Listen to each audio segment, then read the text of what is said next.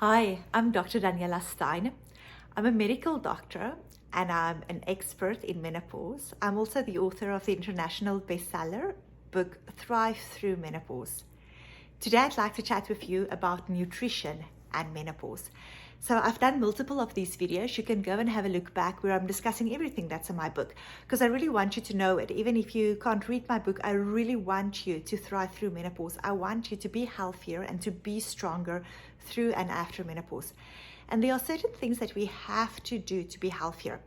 We take a whole body approach. It doesn't help if you just take hormone therapy or you just take a supplement or just black cohosh or dandelion tea. It doesn't help if you do one thing. You really have to look at your whole body. And then quite critical. So I've gone through different things that I do with my clients. So first of all, I really discussed what is menopause, and then what symptoms can you expect? Do you have to treat it? What type of treatments are there? The importance of movement, and I'd like to discuss the whole chapter that I have in my book on nutrition in menopause. So you are what you eat. It is everything in your body is made up of what you eat. So what I ask my clients when they sign on at my wellness clinic is to keep a journal of what they eat, and I recommend you do the same, maybe just for 3 days, just to help you to become more aware of what you put in your mouth. So quite often clients don't come to me asking for nutrition advice. They come saying that they've gained weight, and no matter what they do, they eat the same. They might be eating much less, but they're gaining weight through and after menopause. So that's why they just come to lose weight, but then while they're in front of me, I make sure that I address everything, because I don't want them to just lose weight and walk out of the door. I want them to be healthy, to be happy, to find joy again. So first of all, you must really understand that you need to nourish your body with food. I find so many women have been on a type of a restrictive diet their whole life, and when they gain weight, they just eat less and eat less. You should not be doing that. The less you eat, your body, it just slows your metabolism, because your body then thinks that, oh, you're in maybe a famine, starvation mode, and it just slows your metabolism. I'm so surprised that quite often I work with women who eat so little and they're still at an unhealthy high weight. So there's a very good book about that. The book's name is called The Obesity Code by Dr. Trevor Fung. You can have a look at that, where it explains all the science in detail. But in summary, you mustn't restrict your calories. You must eat, but all calories are not created equal. You must eat only foods that nourishes your body. So be very mindful of what you put in your body. First step we often do is to make sure that women get more protein in their diet. So most women that I work with, when they start journaling, everyone tells me they eat enough protein. But then when they start journaling their food, and we count micronutrients, macronutrients, we find that they really don't have enough protein in their food. And there's different apps you can use. So people at my clinic use a specific app that's quite easy, and their health coaches and dietitian, nutritionists, and me, all of us, they just log the food and it breaks down all the nutritional elements for us to see. But you can look at a local app wherever you live on your cell phone. Just find a local app that you can scan food products that you eat it, where it breaks down macronutrients. So starting off, for perimenopausal, postmenopausal women, I advise to increase their protein. Make sure that you eat adequate protein with all your meals. Protein helps to increase satiety. It helps to build muscle, because quite often when people restrict their food, your body breaks down your own muscle to use as nourishment.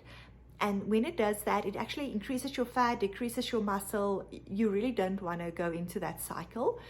So it's important to optimize your nutrition, to make sure that you eat healthy, whole foods. When you choose foods, all foods are not equal. Foods that are made in a factory or foods that have multiple ingredients on the list doesn't have the same benefit as something that you find on a farm. It is really helpful to try to eat foods the way that carrots, onions, tomatoes, things the way you see it on a farm, to focus on whole foods. Something else you can try to do is to eat all the colors of the rainbow. So we have a list on the fridge of all the different food groups and all the different colors. So say you look at purple, you look at purple cabbage and wild rice. If you look at red, it might be red peppers and tomatoes. If you look at green, it might be cucumbers and broccoli. So try to cover all the different colors of the rainbow. That kind of helps you to know that you're covering all the different micronutrients. Make sure that you don't put toxins in your body. Really look at your food. You don't want to put pesticides in your body. You don't want to put chemicals that you don't understand the names. You don't want to put that in your body. You don't want to put alcohol in your body. Alcohol is really a toxin. That's a hand sanitizer. During menopause, people don't do well on alcohol. You want to check out your caffeine intake, especially if you're having palpitations. You will want to cut back on your sugar during menopause, and also foods that don't nourish you. Things like a bagel or a muffin or a croissant doesn't have nutrition in it. You want to really focus all your foods on vegetables and fruits and nuts and beans, things that really nourish your body, nourish your mitochondrial health, things that make you stronger, that makes your brain think more clear. And quite a lot of women I encourage to increase their healthy fat intake. So that was when I was a little kid. We used to drink fat-free milk, fat-free yogurt, everything was fat-free. There's a lot of research since the past 40 years that really shows that we have to optimize our healthy fat intake. That would be things like avocado, Brazil nuts, walnuts, all types of seeds, raw seeds.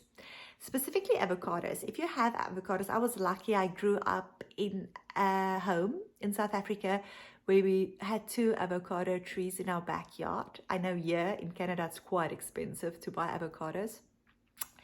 But if you have access to avocados, there's a lot of research that it's not an apple a day that keeps the doctor away, but it's an avocado a day that will keep heart attacks away. So that is the best thing you can do for your cardiovascular health, is to have an avo day. Look at my book, chapter 6. It's all about nutrition, and then things that you can do at home to really improve your quality of life, help your own body to be stronger, to thrive through menopause. And then look at my next video. My next video is going to be about stress during menopause.